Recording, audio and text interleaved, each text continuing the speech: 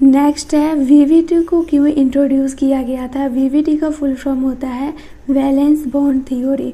तो सबसे पहले लुईस के द्वारा एक्सप्लेन नहीं किया गया था कि केमिकल बॉन्ड का फॉर्मेशन कैसे होता है, एंड इनके द्वारा कोई रीज़न भी नहीं दिया गया था कि bond dissociation enthalpy and bond length hydrogen and fluorine में दोनों में अलग क्यों होता है।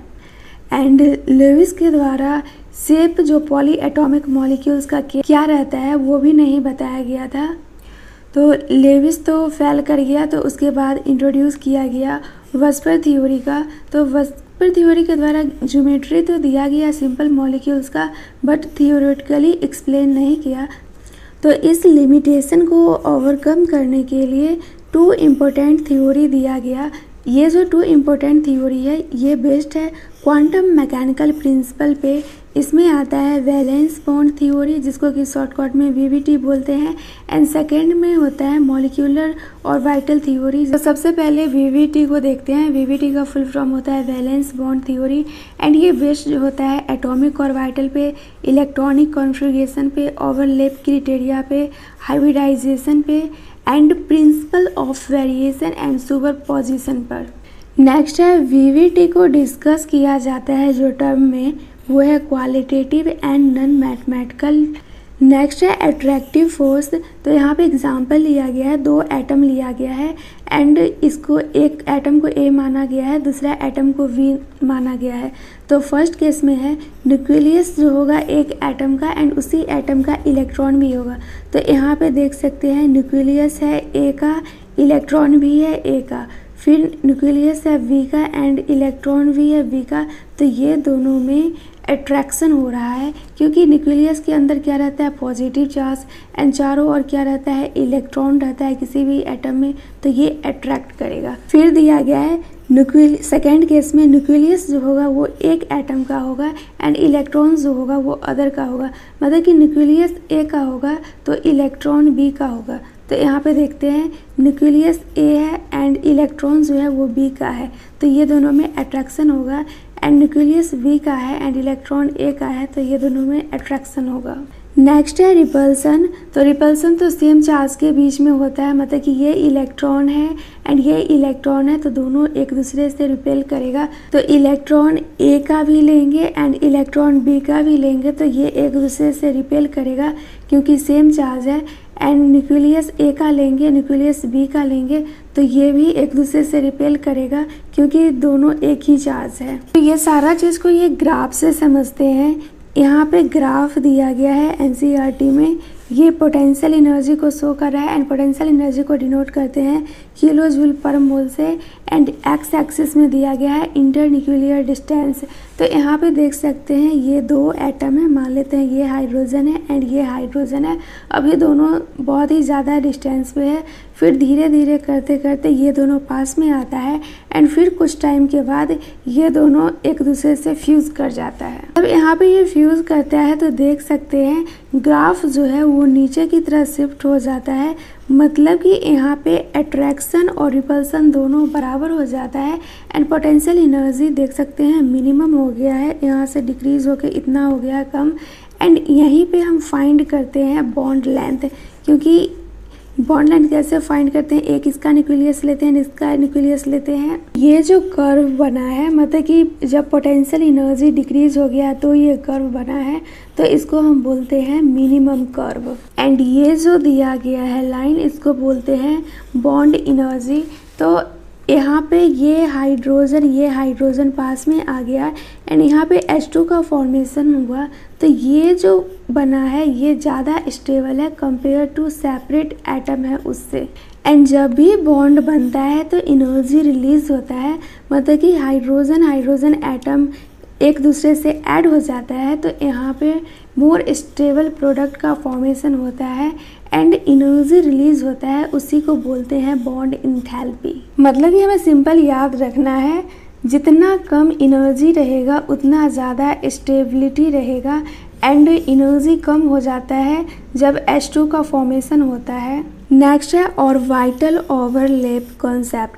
पार्शियल मर्जिंग जो होता है एटॉमिक ऑर्बिटल का, उसी को बोलते हैं overlapping of atomic orbital.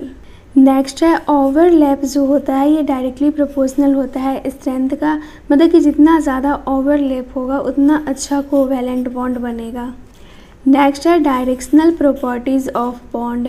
CH4 क्यों टेट्राहेड्रल है, मतलब कि इसका शेप क्यों टेट्राहेड्रल है, एंड बॉन्ड एंगल क्यों है 109.5 डिग्री, एंड NH3 मॉलिक्यूल का शेप जो है वो पैरामिडल क्यों है, तो इसको एक्सप्लेन करता है VBT।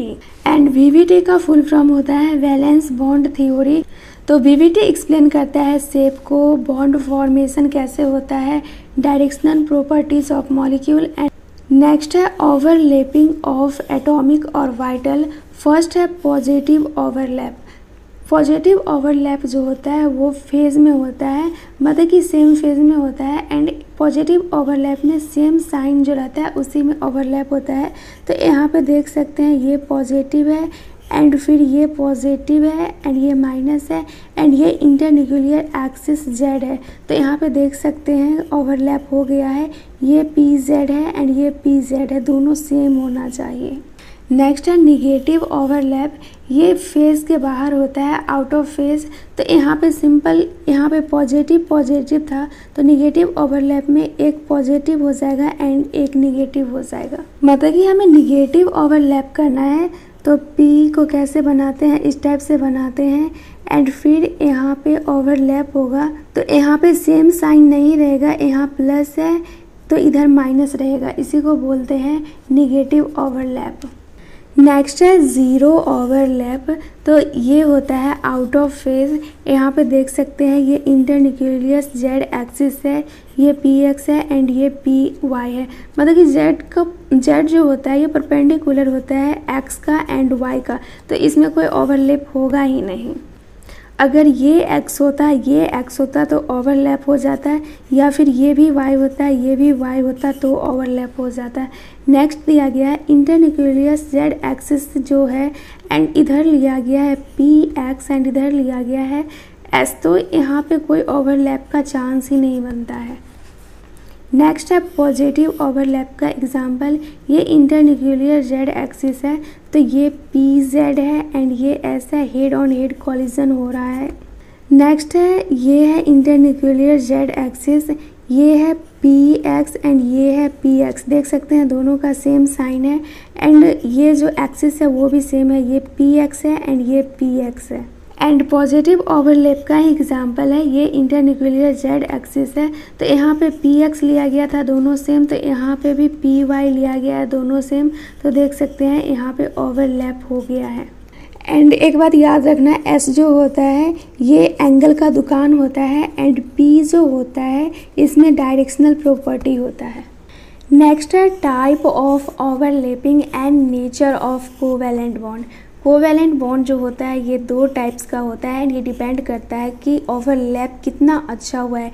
जितना अच्छा ओवरलैप होगा उतना ज़्यादा अच्छा कोवैलेंट बॉन्ड होगा। तो यहाँ पे फर्स्ट दिया गया है सिग्मा बॉन्ड। सिग्मा बॉन्ड जो बनता है ये हेड टू हेड जब ओवरलैप करता है अलोंग इंटरन्यूक्लियर एक्सिस से, तब सिग्मा बॉन्ड का फॉर्मेशन होता है। एंड हेड टू हेड कैसे होता है, ये रहा P एंड इधर से हो गया ओवरलैप, तो ये जो ओवरलैप हुआ है इसको हेड टू हेड बोलते हैं। नेक्स्ट है पाई बॉन्ड। तो पाई बॉन्ड मतलब कि इसमें जो ओवरलैप होता है ये Z एक्सिस के परपेंडिकुलर होता है। मतलब कि Z एक्सिस जो होता है ये इंटरन्यूक्लियस रहता है तो उसी के परपेंडिकुलर ओवरलैप होता है। एंड पाई बॉन्ड में जो ओवरलैप होता है ये साइड वाइज ओवरलैपिंग होता है। मतलब कि ये है P एंड ये है P एंड ये रहा इंटरन्यूक्लियस Z एक्सिस, तो यहाँ पे ये एक दूसरे से ओवरलैप कर जाएगा। अगर ये Z एक्सिस है तो ये PX होगा या PX होगा, एंड अगर PY लेते हैं तो ये भी PY होगा एंड ये भी PY होगा। तो साइड वाइज ओवरलैपिंग में P ऑर्बिटल लेते हैं, P ऑर्बिटल लेते हैं एंड ये दोनों ओवरलैप कर जाता है। नेक्स्ट है strength of sigma and pi bond. Overlap जो होता है वो सिग्मा का ज़्यादा होता है कंपेयर टू पाई से, तो जो स्ट्रेंथ मतलब कि जो पावरफुल होगा वो सिग्मा होगा, मतलब कि सिग्मा का स्टेबिलिटी ज़्यादा होगा। नेक्स्ट है हाइब्रिडाइजेशन। हाइब्रिडाइजेशन इंट्रोड्यूस किया गया था पॉलिंग के द्वारा। इसमें जो हाइब्रिडाइज ऑर्बिटल होता है मतलब कि दो एटॉमिक ऑर्बिटल लेते हैं तो उससे हाइब्रिडाइज ऑर्बिटल का फॉर्मेशन होता है, तो उसमें same energy and same shape हो जाता है।